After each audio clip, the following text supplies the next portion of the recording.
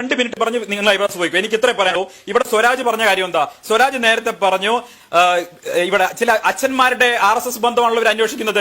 കോടിയേരി ബാലകൃഷ്ണൻ ആരുടെ അച്ഛന്റെ RSS ബന്ധമാണ്, അല്ലെങ്കിൽ ആരുടെ അച്ഛന്റെ രാഷ്ട്രീയ ബന്ധങ്ങൾ അന്വേഷിക്കേണ്ടത്?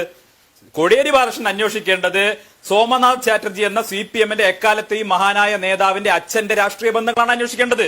ആ അച്ഛന്റെ രാഷ്ട്രീയ ബന്ധം ആരുമായിട്ടായിരുന്നു? ഹിന്ദു മഹാസഭയുമായിട്ടായിരുന്നു. ഹിന്ദു മഹാസഭയുടെ അധ്യക്ഷനായിരുന്നു നിർമ്മൽ ചന്ദ്ര ചാറ്റർജി.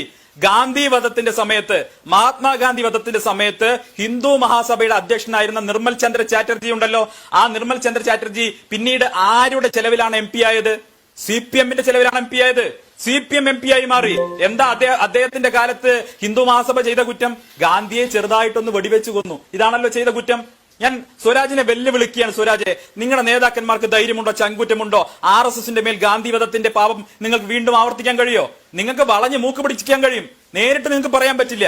ഇവിടെ ആരുടെ കൈകളിലാണ് ചോരക്കറയുള്ളത്? ആരുടെ കൈകളിലാണ് ചോരക്കറയുള്ളത്? ഇവിടെ വാടിക്കൽ രാമകൃഷ്ണൻ എന്ന് പറയുന്ന RSS പ്രവർത്തകനെ കൊന്നതിന്റെ ചോരക്കറ ആരുടെ കയ്യിലാ? കേരളത്തിന്റെ മുഖ്യമന്ത്രിയുടെ കയ്യിലല്ലേ? കരിമ്പിൽ സതീശൻ എന്ന RSS പ്രവർത്തകനെ കൊല ചെയ്തതിന്റെ ചോരക്കറ ഈ പറയുന്ന കോടിയേരി ബാലകൃഷ്ണന്റെ കയ്യിലല്ലേ? എന്നിട്ട് കയ്യിൽ മുഴുവൻ നിങ്ങൾ കേരളത്തിലും ബംഗാളിലും ത്രിപുരയിലും മാത്രമുള്ള സംഘടന ആയതുകൊണ്ട് ഇവിടുത്തെ കണക്കുകൾ മാത്രമേ നിങ്ങളെ കുറിച്ച് പറയാൻ പറ്റുള്ളൂ. ഇവിടെ ഏതെങ്കിലും ആളുകൾ BJP-യിലേക്കോ RSS-ലേക്കോ വന്ന കാര്യമല്ല. എനിക്ക് പറയാനുള്ളത് ബംഗാളിലും ത്രിപുരയിലും ഒക്കെ നിങ്ങളുടെ പാർട്ടി ഓഫീസ് അടക്കം RSS-ന്റെ കാര്യാലയങ്ങളായി മാറിയ കഥ എനിക്ക് പറയാനുണ്ട്.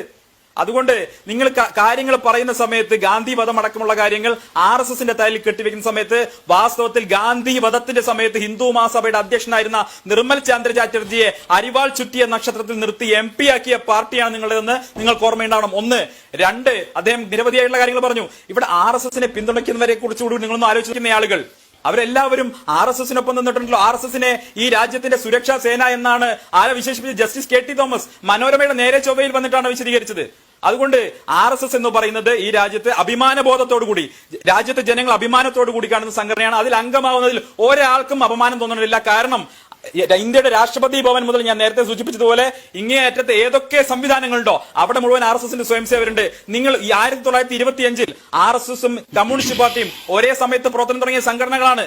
ഇന്ന് RSS എവിടെ എത്തി നിൽക്കുന്നു? നിങ്ങളുടെ അവസ്ഥ ഇന്ന് ഇന്ത്യയിൽ എന്താണ്? ഇത് താരതമ്യം ചെയ്താൽ മതി. ഇത് അയൽക്കാരന്റെ പഴയ ഒരു TV-യുടെ പരസ്യമുണ്ട്.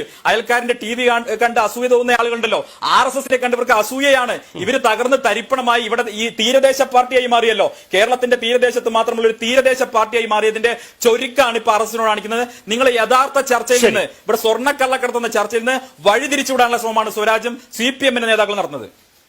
ഒരു കാര്യം